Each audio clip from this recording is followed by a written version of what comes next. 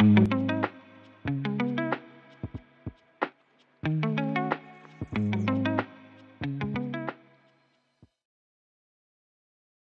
I bought Vanyanda, she just had a bird's nest of wires in behind the switch panel that you can see. There's 6 switches, the old glass fuses, AG, I think they're called, and it was pretty messy and it wasn't working very well. And had all of the old bulbs as well. No, nothing LED. All of the electrics, all of the electronics were pretty old, and so I decided to replace pretty much everything. I've done I've done a boat before, and I've done a van, 2 vans actually. So it's not beyond me.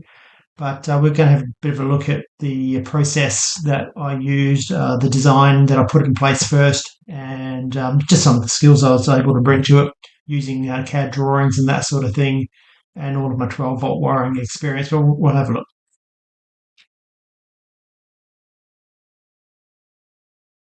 This video isn't really about me showing you how to do 12-volt wiring.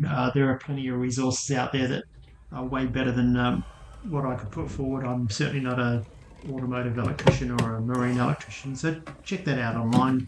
Look around. This is just what I've done. It might give you a bit of an idea of what you could do with your boat.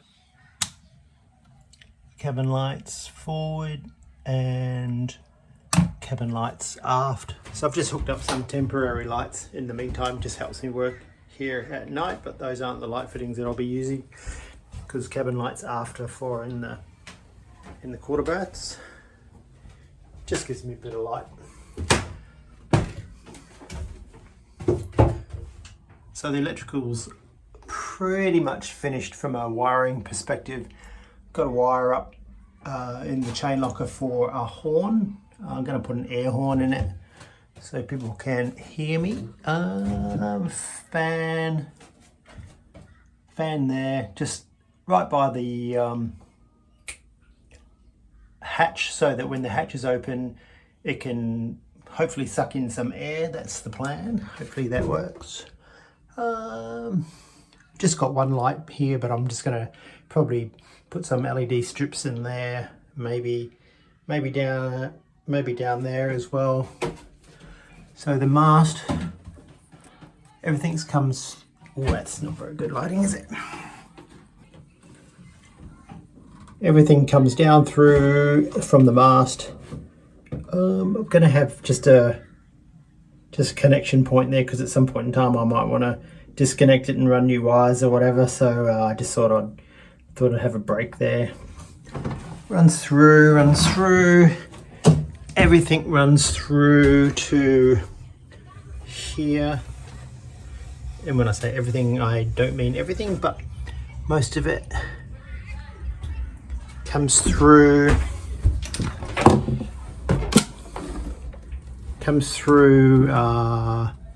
in behind. I put everything in behind, and I've got a nice big hole in behind the fuse board there. Comes through holes. If I need to get in there and do something, which I should never, this is all just screwed into place. It's not epoxied in or anything like that. It'll all come apart. Plus I could just drill a big hole there and put a panel over there if I really wanted to, which I don't. By no means finished around here, but I've also got some switches for blue light. Can't see it because it's daytime. It's pointless. Engine light. Okay. And I should turn the lights on. That's probably why.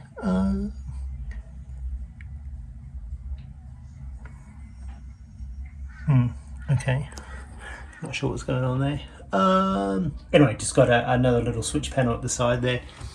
I thought about putting the bilge pump one around the side there, but then I thought, well, that's just stupid. I'd be the only one who knew it was there. 11.6 volts, kind of weird.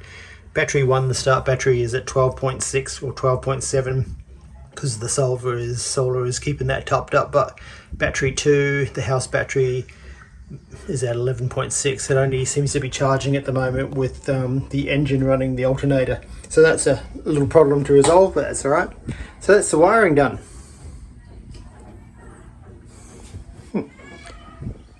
So that's the wiring done.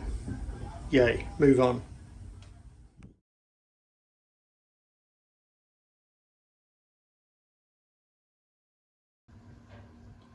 At the last minute I decided that I was going to just change that paint colour. I'd always wanted to have it as what's going to eventually be the hull colour of the boat, and is also the colour of the solar arch,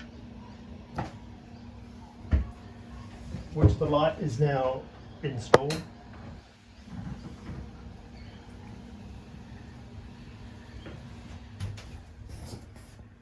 So there's that colour there, and that's going to continue.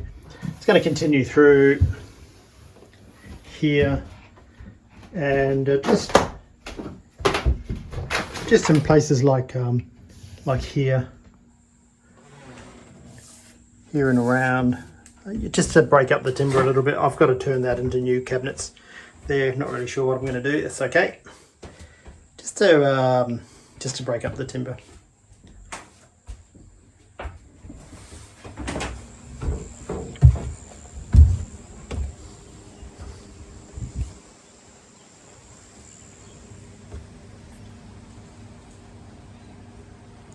Oh, thanks, bird.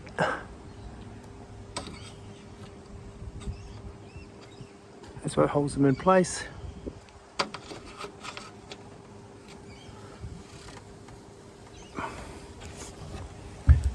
Backstay goes through there. Got it. Geez, I got it within the right space of about 5 mil, I reckon. Might have to put something in there, like a bit of stainless steel tube or something that just so it doesn't rub through. Waterproofing of the plywood. That's my solar arch.